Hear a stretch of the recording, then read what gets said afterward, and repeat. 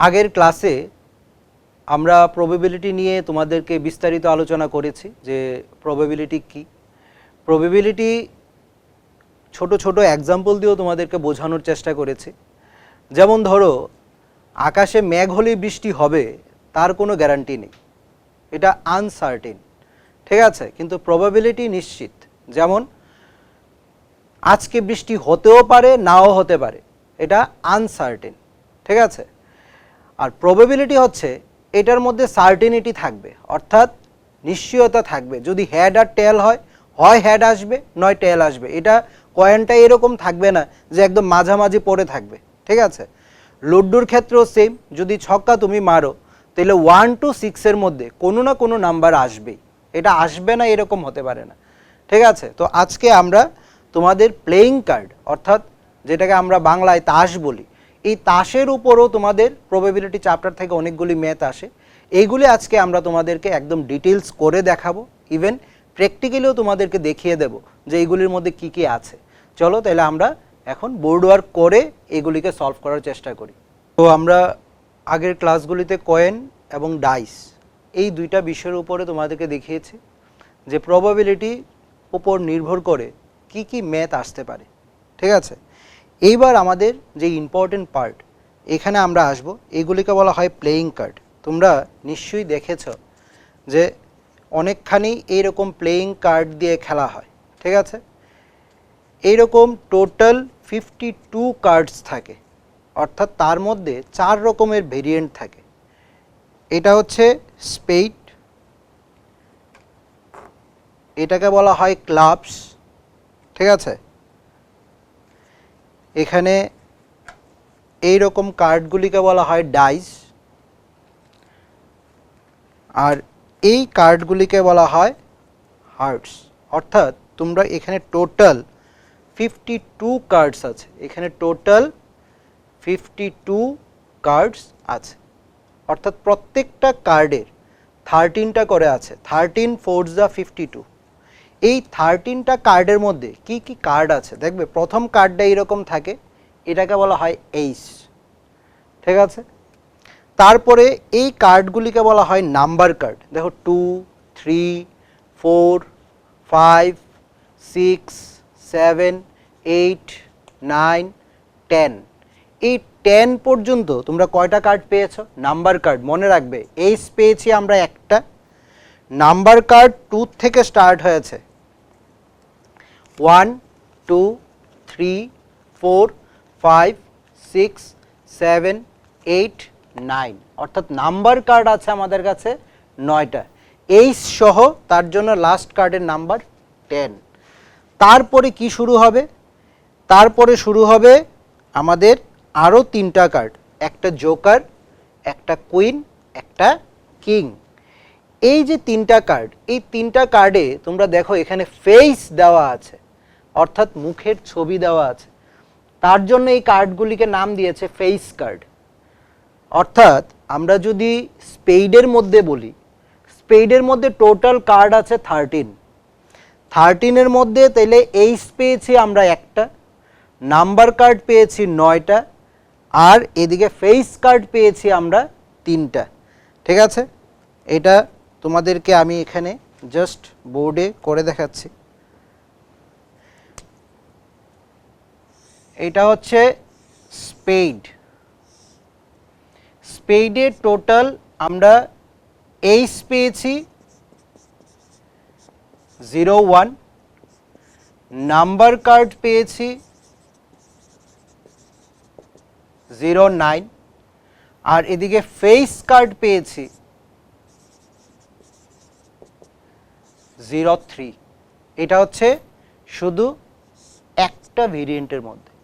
এইরকম আমাদের কাছে আরো 4টা আছে। নেক্সট হচ্ছে ক্লাবস।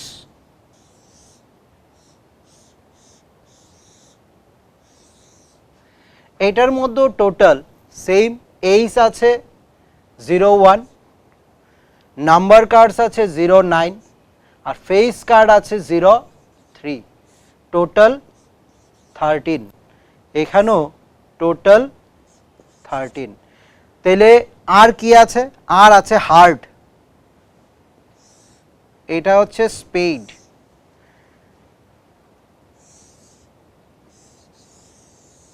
আর এটা হচ্ছে হার্ট, হার্টের মধ্যেও টোটাল 13, আর এদিকে আছে ডাইস, এটাও হচ্ছে টোটাল 13।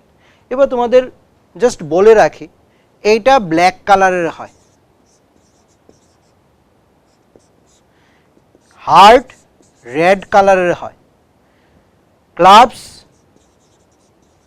ব্ল্যাক কালারের হয়, ডাইস রেড কালারের হয়। যেগুলি আমি তোমাদেরকে দেখিয়েও দিচ্ছি, এই দেখো এটা হচ্ছে হার্ট, এটা রেড কালারের হবে। এরকম 1 2 3 4 5 6 7 8 9 10 11 12 and 13, এই দেখো এখানে গিয়ে শেষ হয়ে গেছে।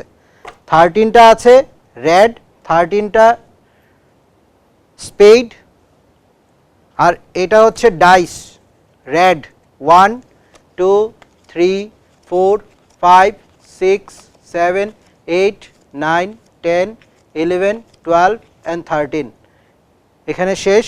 এটা আরেকটা, আর এটা হচ্ছে ক্লাবস যেটা ব্ল্যাক কালারের হয়। তাহলে দুইটা রেড ভেরিয়েন্ট, দুইটা ব্ল্যাক ভেরিয়েন্ট, টোটাল কার্ড এখানে আছে 52, 13 4 যা 52। এইবার প্রশ্ন হচ্ছে তোমাদের বইয়ে একটা ম্যাথ দিয়েছে, দেখো one card is drawn from a well shuffled, মানে এই সবগুলি কার্ড এখন আলাদা আলাদা আছে, এই কার্ডগুলিকে জাস্ট আমি এগুলিকে মিশিয়ে দিচ্ছি, ঠিক আছে। ওয়েল শাফেলড মিন্স এইটাকে বলা হয় ওয়েল শাফেলড। এবার কে কোথায় আছে আমি বলতে পারবো না, এখানে কে কোথায় চলে গেছে আমি বলতে পারবো না, এগুলিকে বলা হয় ওয়েল শাফেলড। এই ওয়েল শাফেলড কার্ড থেকে তোমাকে বলেছে deck of 52 cards, calculate the probability that the card will be an ace।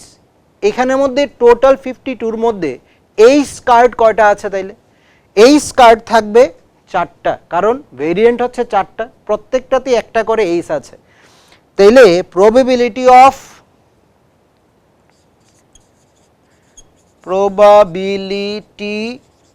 of এটাকে আমরা PA দিয়ে লিখি, probability of ace card 4/52, তাইলে এটা কাটাকাটি করলে 1/13, তাহলে probability of ace card হবে 1/13।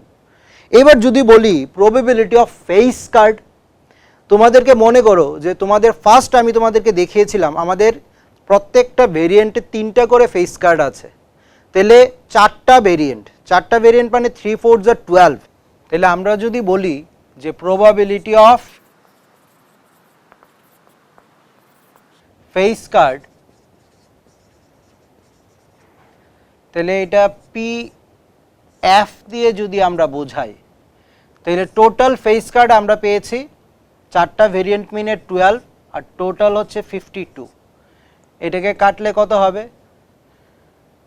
6/26, মানে 3/13, 3/13, এটা হচ্ছে probability of face card, ঠিক আছে। এইবার এই ম্যাথটাকে আমরা সিবিএসসিতে বা অন্যান্য বোর্ডে এরকম হয়, এটাকে আরেকটু চেঞ্জ করে দেবে। এবার তোমাদেরকে কালার অ্যাড করে দেবে, তোমাকে বলবে যে probability of red face card, তাহলে আমাদের রেডের ভেরিয়েন্ট কয়টা ছিল, রেডের ভেরিয়েন্ট ছিল আমাদের 2টা, তাহলে probability of red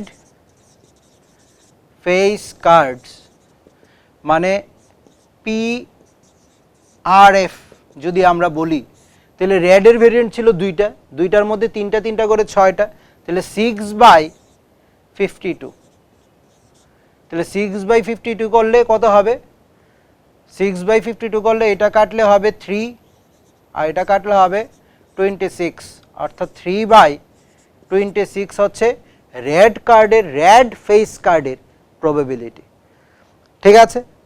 সেম ভাবে তোমাদেরকে বলতে পারে যে probability of নাম্বার কার্ডস, তাহলে আমরা একটা ভেরিয়েন্টে নাম্বার কার্ডস কত পেয়েছিলাম, তাহলে probability of নাম্বার কার্ড যদি বলি, তাহলে আমরা একটা ভেরিয়েন্টই নাম্বার কার্ডস পেয়েছিলাম 9, তাহলে ভেরিয়েন্ট ছিল কয়টা 4টা, কারণ spade clubs, dice and hearts. তাহলে 4 9 যা 36, তাহলে 36 divided by total outcomes. Total outcomes হচ্ছে 52। তাহলে এখানে যদি আমরা কাটাকাটি করি তাহলে কত আসবে? 18 2 যা 36 আর এদিকে আসবে 26 2 যা 52। এদিকে করলে হবে 9 আর এদিকে কাটলে হবে 13, অর্থাৎ 9/13। 13 তো প্রাইম নাম্বার, আর কাটাকাটি যাবে না। তাহলে 9/13 is the answer for probability of number cards. মানে 2 থেকে শুরু হবে, 2 3 4 5 6 7 8 9 অ্যান্ড 10।